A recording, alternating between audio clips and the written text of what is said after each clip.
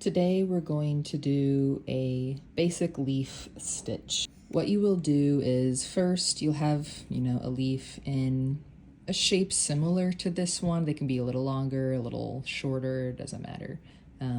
The center line is important to kind of keep you on track and make sure that your leaf comes out nicely. So you're gonna start at the very tip of the leaf and go to where this line starts. And it usually should be farther down than you think it should be.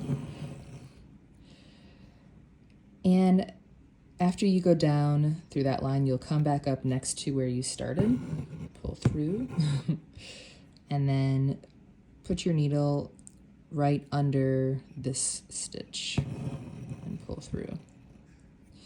And then you will go to the other side of your original stitch and back under, and then back to this side.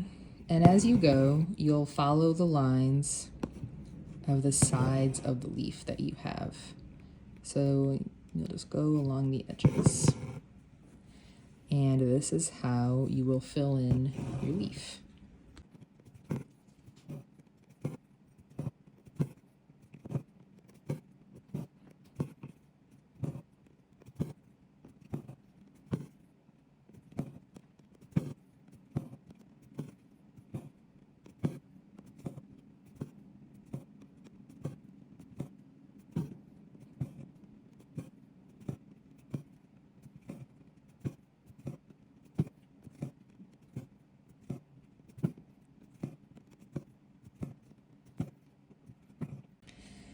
And that is how you do a leaf stitch. As you can see, that line was important to kind of keep this line straight so it looks like the center of a leaf.